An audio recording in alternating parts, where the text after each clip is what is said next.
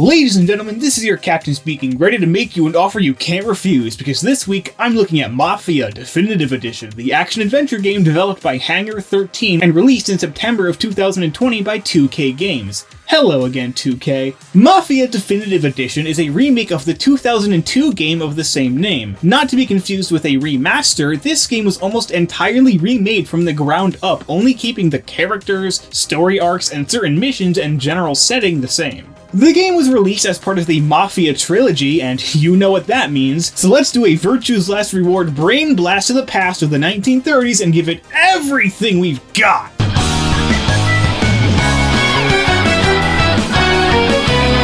The game begins with sweeping camera shots of fictional Lost Heaven, Illinois, and I don't think I need to tell you what real city it's based on. Eventually, the camera catches up with Detective Norman as he enters a diner to meet with Tommy Angelo. A name so close to Tony D'Angelo that I refuse to believe is a coincidence. Fun fact, Detective Norman is voiced by Damian Clark, who is the voice of Handsome Jack in the Borderlands games.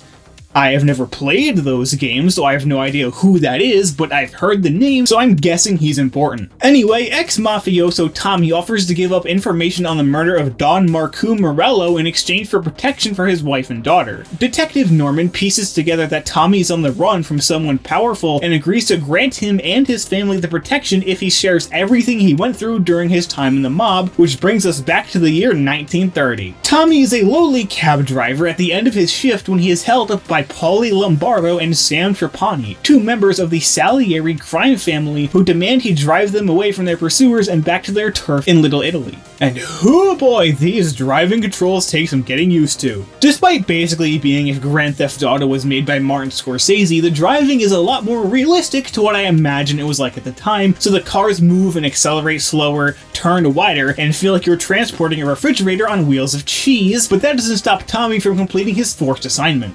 They are so impressed by his capabilities behind the wheel that Don Salieri gives him the most valuable gift during the Great Depression, cash money. Just keep it a G, stop speaking to me. Motherfucker, I'm broke. It ain't no dollars I commission. Thanking him for bringing his boys back safely. We need more respectable criminals like this. Come on, lawbreakers, where's your common decency? The next day, Tommy goes back to being a cab driver, introducing players to the fact that driving safely and following road laws is a crucial gameplay mechanic because that's what everyone loves to do in games like these. While taking a coffee break, he is jumped by two of Don Morello's men. I don't know how they ID'd the one cab driver in the city who helped Sam and Paulie, but I'll let it slide. Speaking of those two, Tommy runs right into them for protection and unknowingly earns himself a meeting with Don Salieri himself. The Big Cheese feels partially responsible for the damage and gives Tommy a loan to fix it, but Tommy don't want no handouts, so he's teamed up with Paulie to go smash some of Morello's cars. Before doing so, they meet up with weapons specialist Vincenzo, who gives them some Molotov cocktails, and stuttering auto mechanic Ralphie, who gives them a car that doesn't stutter.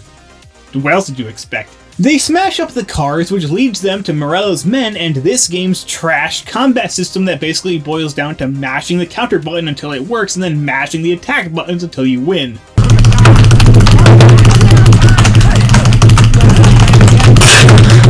This attracts the cops, and the cops actually work differently than games like Grand Theft Auto. If the crime they're pursuing you for is something minor, you can actually pay them off. Also, they don't immediately start shooting at you for running a red light. Oh, okay. Seriously, what's going on? Everyone shut! I've got a gun!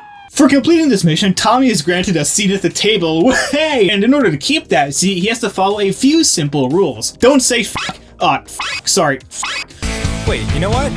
Fuck it! Don't deal drugs, and don't mess with the cops. The work is nothing too glamorous to start, all he does is move crates and collect payments. The three set out to collect said payments of the day, starting with a baker whose wife yells in Italian that roughly translates to "Scum, you suck our blood, get out of here, leave us alone." That was dramatic. And as they drive to the final location, we get an interaction that really helps these characters feel like actual friends. No, Polly. This punk thinks he can walk in here like a big shot. I put greasers like him in the ground. I think you gotta say you're sorry, Tom. Sorry, huh? Well, I'd say sorry if I couldn't see the bullshit smile you're trying to hide. You got him, though, Sam! You got him! I can smell the crap in your pants from here. There's also some interesting insight into the methods of mob activity, including Paulie saying that opposing mobs will let the others use some of their facilities to keep the peace. A real Pax Rome. Jesus Christ, Polly! Oh no. Tommy has to sneak through the hotel and take out Morello's men to rescue Sam, and Batman Tommy is not, so it's a lot harder to do so. Speaking of being a lot harder, this game features a classic difficulty, the hardest in the game, that makes the gameplay more like the 2002 original, which is most evident in the fact that classic mode features realistic reloading. If you've got one bullet missing from the clip and reload to fill it back up, you will lose all the other bullets in the clip. I got 57 more goddamn rounds in this 4-round magazine. And speaking of guns, you can just blast your way through if you want, just make sure to loot ammo off the bodies or else you'll run out real quick. And speaking of running, see how well all these sentences flow together? One of Morello's men runs away with the money after Tommy rescues Sam, so Tom and Paul hop in their car and chase the man down to get the money back. Then we flash forward to the bar and hear a story about the time Don Morello caved in the skull of a boxer in the middle of the street right in front of the police, and the police ran away, which does a great job showing how much Lost Heaven fears Morello, the much bigger mob boss of the two. And now we're back, but still forward in 1932, as Don Salieri tells Tommy about Sarah, get out of the frame, you aren't important yet! He tells Tommy about an upcoming race that his outfit stands to lose a lot of money on if some fancy European with his fancy European car is able to enter. So Tommy sets out to steal the car and sabotage it. Tommy has 3 minutes to get in the car, drive its unstable ass to a mechanic to sabotage the engine, then drive the sabotaged car back to the raceway without it exploding and without getting caught by the police. Fun times had by all in this not at all stressful mission. The stressful part comes the next day when Tommy learns that Morello's men have taken out Salieri's racer and Salieri has chosen Tommy to take his place. So Tommy has to do the race in one of this game's instances of requiring perfection without any sort of preparation. Yeah, this took me many tries, but hey, it impresses all the boys and Sarah, but it's still not Sarah time, it's party time. Party time, it's party time. Everybody's feeling fine 'cause it's party time. Okay, now it's Sarah time. Congratulations, big hero. Nah, just got lucky's all. Well, I had my money on the other guys, so drinks are on you. Oh. You may be wondering why I'm bringing so much attention to what is quite obviously now a romantic subplot. It's because this game itself hardly bothers with it, so I feel I need to pick up his slack. You'll understand what I mean later. Anyway, Sarah time is interrupted when Tommy is tasked to find a drunk Paulie and bring him home. And while doing so, he asks to be taken to the Blue Tropics Gentlemen's Club instead. And there's actually a trophy for following his directions and finding the club yourself, as it's not marked on the map. Or you can just take him home like a good friend. A lame friend, but a good friend. Either way, it ends the chapter and brings us right back to Sarah time. Don't believe me? Look at the name of this next chapter. Sarah's dad, Luigi, gets Tommy to walk Sarah home after hearing there's a group of guys harassing her each night, and we get a very confusing conversation that I think boils down to that Tommy and Sarah have been secretly seeing each other for some time now. Luigi knows about it, and him tasking Tommy with this means he doesn't have a problem with it, so they're officially dating for real now. And need I remind you that the last time we saw these two characters interact was the first time we saw them interact? Also, two people walking down a dangerous alleyway late at night, one of whom is named Thomas while the other is wearing pearls.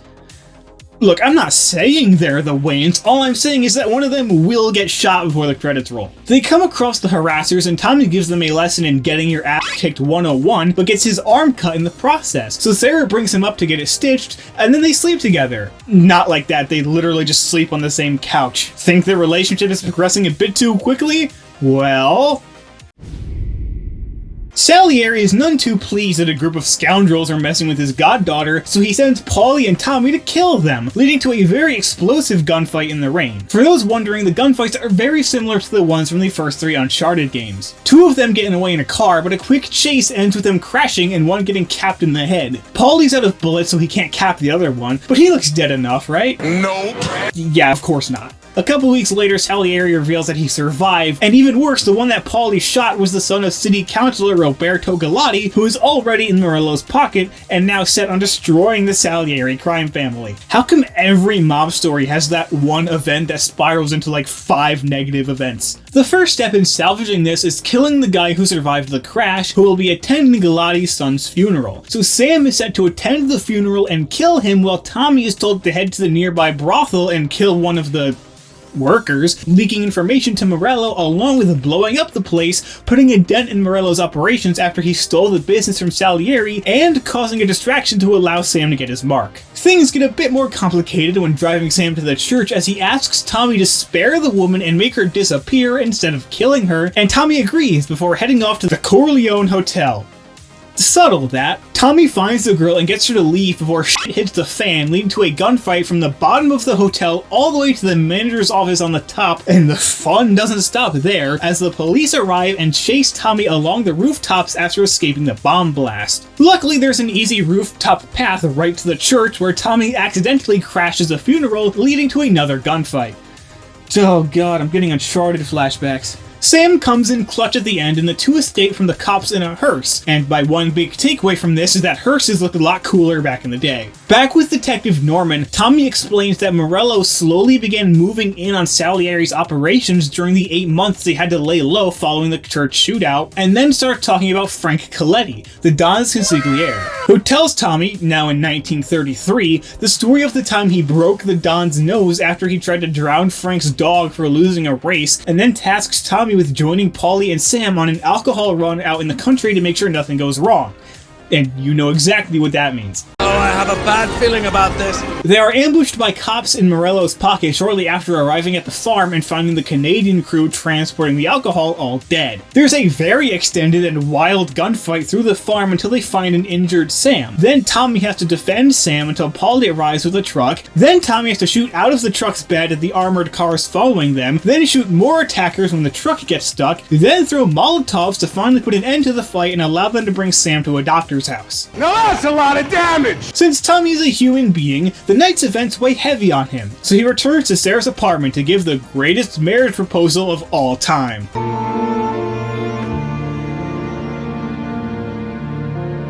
Marry me. Okay. So all we've seen is their first encounter, the night they officially started dating, and the night they got engaged.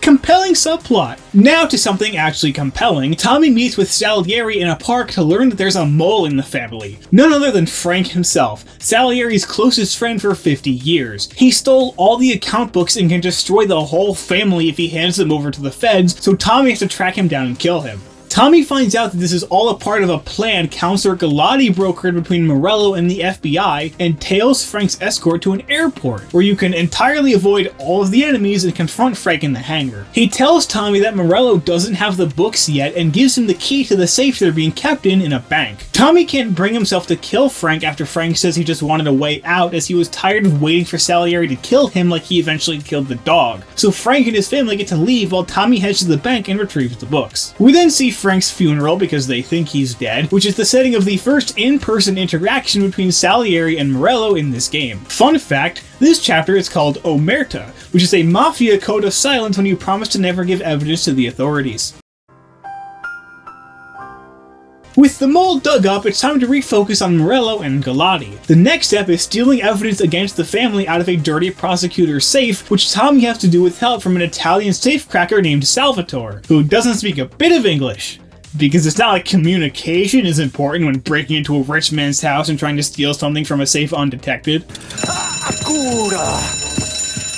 Ed è collegato all'allarme! What? Huh, would you look at that? Communication is important in this scenario. They may have gotten the evidence, but things aren't going too well for the Salieri family. But Paulie has an idea to turn their fortunes around using a distillery that exclusively sells to Morello that's more than ready to burn that bridge and start deals with Salieri. All the boys have to do is take the shipment by making it look like a robbery. Since video games have to video game, the exchange gets crashed by Morello's men, but they can't stop the boys from bringing the shipment to Salieri, who is pleased with their work. Yeah, there's a bit of a dip in plot momentum around the 3rd, 4th of this game, if that wasn't obvious already. They're more or less just building up to the final act. But as you historians out there know, setting up an illegal alcohol distribution racket in 1933 isn't exactly a smart strategy. Back in the diner, Tommy catches us up on what happened between 1933 and 1935, including the end of Prohibition in December of 33.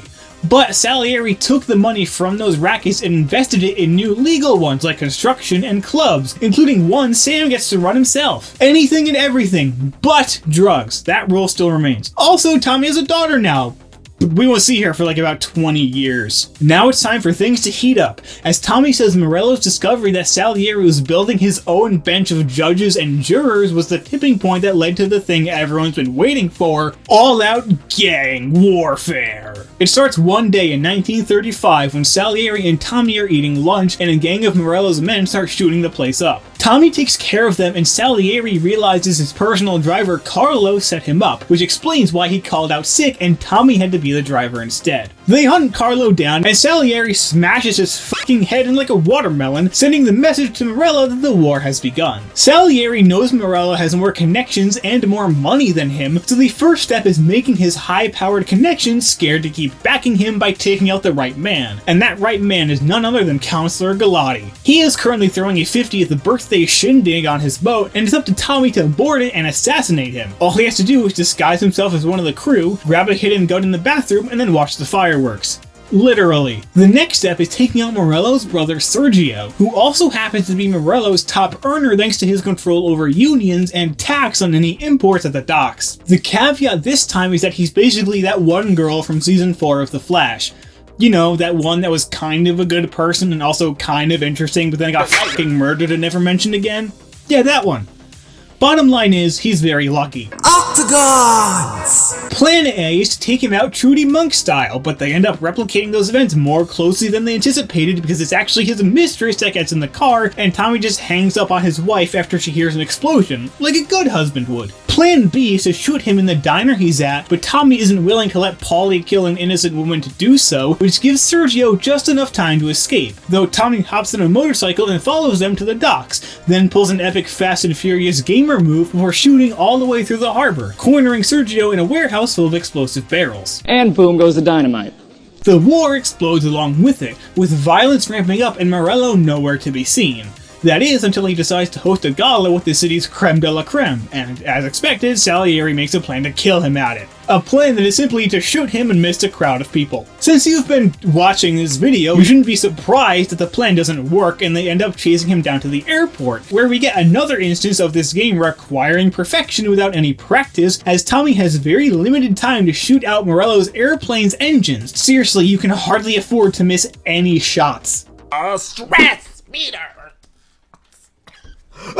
They then have to follow the plane until it crashes, where Morello's reign and life finally come to an end. Now, if you remember, Tommy's whole story began with a promise to Detective Norman that he'd reveal who killed Don Morello, and now he and we know that Tommy himself did it. But right when you think you have all the answers, Tommy changes the questions. He's going to give Detective Norman the books he took back from Frank and damn Salieri to life in prison in exchange for his family's safety. But first, we have to see how he got to this point. He talks about the paranoia of being the top dogs, constantly worried about the bullseye on your forehead and wondering if any of your friends are hungry enough to betray you if it means getting ahead. We then flash back to 1938, and the beginning of the fall begins in the fall, with Salieri telling Tommy not to pick up his friends' slack and let them pay for their own mistakes before tasking him with killing an aspiring governor promising to crack down on gangs. To get a proper sniping position, Tommy has to venture through the old abandoned prison, now a community house for homeless people, and then escape back through the Arkham Asylum wannabe, fighting through a massive amount of cops on the way in order to return home. He gave me the right to vote, Tom. Gave it to his wife and 6 daughters, too. Ah. Oops. You know, they mention that this guy is corrupt, but all we know for sure about him is that he wants to take power away from violent gangs and help give women voting rights. But whatever, it's time for some Sage Sarah insight. Don't do nothing you don't want to be remembered for, you hear me? For a character that appears fewer times than the amount of fingers on the average person, she really makes the most of her time. Sometime later, Salieri tells the boys that they are going to be stealing a shipment of impounded foreign cigars, which he reveals to be containing smuggled diamonds, which are the real targets. Even still, Tommy doesn't understand why Salieri wants to steal diamonds from the feds, the second most dangerous organization to have hunting you behind the IRS. So you can follow my train of thought here with my data that I've laid out. Honestly, when you look at it like this, I mean, I don't even need to say anything. It's pretty obvious. On the way to the harbor, where the diamond cigars are being held, Paulie shares his plan to rob a bank in an effort to prove that he's smarter and more capable than he's made out to be. Tommy and Sam say that Salieri would be uber mad if they pulled off a bank heist without his knowledge or approval, and they tell him to drop it or bring it to the Don first. They steal a customs truck to enter the facility undetected, only to find it swarming with guards, and of course the responsibility to sneak through the Indiana Jones maze of a warehouse to find the cigars is put on Tommy. No matter how sneaky he is, the alarm still gets raised as they are about to leave, so they have to escape a massive fleet of cop cars, all while Paulie gets upset that they had to pull off such a dangerous heist with very little information. But hey, they got diamonds! What the hell? Christ. It's dope. Yeah, they were lied to. And their boss just made them all risk their lives to obtain very dangerous and deadly drugs. The same dangerous and deadly drugs that Salieri repeatedly said is the one business he'd never enter. They're all understandably upset about this, especially Paulie, but they all agree to keep it a secret from the Don since he would have told them if he wanted them to know. Sam and Salieri drive off, leaving Paulie and Tommy to discuss how they're both done with this life. Finding out they're going to be dealing drugs and not getting any of the profit is the last straw, but Tommy is also still haunted by that time he blew up an innocent woman. On the train ride home, Paulie finally opens up about how he's sick of the mobster life wearing him down, how he's nearly 40 and has nothing to show for it but a criminal record, and how all he wants is one last score to get him out and set him up for the future. He manages to convince Tommy to help him by saying they could get enough money for him and his family to leave the mob life behind, and the heist goes off without a hitch. Unless you count the bank manager ringing the alarm and being hunted by the city's police, forced in yet another shootout and daring escape to be a hitch. They hide out in Sam's club and Paulie tells Tommy to go home and they'll split the money tomorrow when the heat has died down. And with that we enter the final chapter, the death of Art.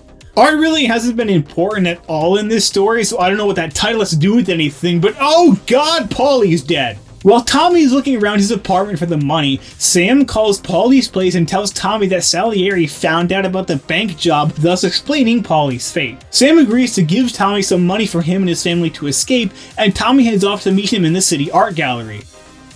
Oh! Shit.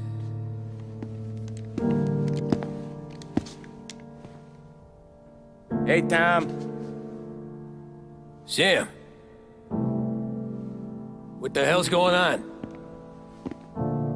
You and Paulie put me in a bad spot. I know, Sam, and I'm sorry about that, but I need to get out of town. Can you help me or not?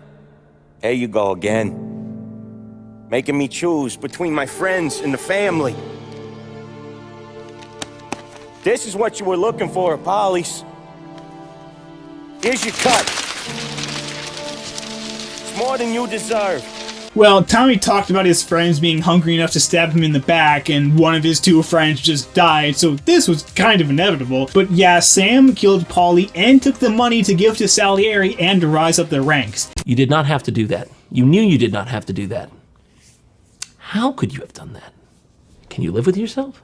He also reveals that Salieri knows Tommy spared Frank and that girl from the club, and that they have both since been tracked down and killed. And then Sam sends the full force of the Salieri crime family after Tommy in one final gunfight. This is also the gunfight where I learned this game has a cover system. Yes, not using cover made this game exponentially harder than it should have been. Tommy hunts Sam down and corners him, putting 3 more holes in his body before walking away as blood drips down onto Tommy's cut of the bank money, which is really just symbolism for this whole game. A final conversation with Detective Norman leads into the epilogue, set in 1951. Tommy agreed to testify against Salieri and his gang, getting them all thrown in prison, even spending 8 years in it himself. But now he's got a sick Commissioner Gordon mustache for his daughter's wedding. I wasn't lying, we're 20 years forward and finally seeing her for the first time. And you know what? I'm gonna let this final monologue play out. Now that I'm a lot older and just a bit wiser, I see that family is our greatest weakness, but it's also our greatest strength.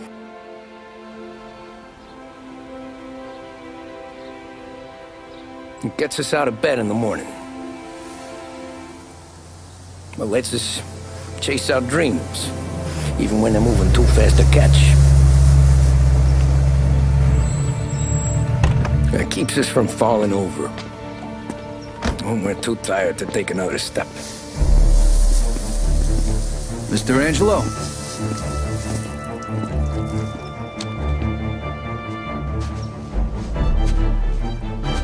Yes. Mr. Salieri sends his regards. Told you so. And that, my friends, that's how Mafia works.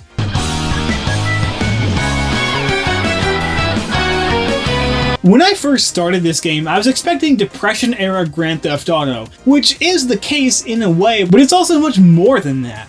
While the GTA games are essentially modern action movies, Mafia is a crime noir thriller, following the rise and fall of one man in a large criminal organization. There are valid criticisms against the story, like the fact that you never really get the sense that you're climbing up the ranks in the organization, as you always work with the same two people and all of the promotions happen off screen, but for me, the biggest criticism is how absent his family is. The final line of the game is "family is forever," and the message is supposed to be this touching reminder of the importance of family, as Tommy was able to graciously accept his death because he knew it meant the rest of his family would finally be safe. But it doesn't hit as hard because we barely fucking see his family. Yeah, we're sad that Tommy dies because he's the main character that we spent hours with, but Sarah's on screen for a combined total of a generous 10 minutes because I can't be bothered to actually count it, and we never even see his daughter until minutes before his death. If I was writing this game, I would have made his family a lot more prominent and have Sarah be the driving force to get him out of the mob. Then when he becomes a father, he begins to worry about leaving his daughter without a father, which then fuels his decision to pull off the bank job. If his family was incorporated into the plot a lot more, this moment would have hit way harder than it ultimately does. The gameplay isn't all that impressive, especially given that it's a ground-up remake that came out only 2 years ago. It would get better in future games, but it often felt repetitive and a bit janky. I liked the missions, aside from a few moments I mentioned, and I enjoyed a lot of the characters, especially the banter between Paulie, Sam, and Tommy. One final criticism I have is the collectibles, something I haven't mentioned before this point. It's an open world game, yet the collectibles are mission specific, so you have to get them while you're doing the mission or you're SOL. And the collectibles don't even give you any sort of benefit, they're just there solely for the platinum trophy or whatever the Xbox equivalent is, so I mostly ended up just ignoring them. Which is a tactic I really wish I kept up in a certain future installment. Regardless, the final score for Mafia Definitive Edition is a 6 out of 10. It's a genre and setting that I really enjoy, done competently with a compelling plot and cast of characters, but repetitive gameplay, an underwhelmingly delivered message, and a pretty short runtime that definitely could have been expanded upon to fill in a lot of the story's gaps and address its biggest issues. Our next step on the road to the big 5-0 is checking in on a face that I'd swear looks familiar. Do you have the moxie to watch the next Killer Diller entry in the franchise? Feel free to take a powder for now, but come back next time because I hope to see you there. It's all about family.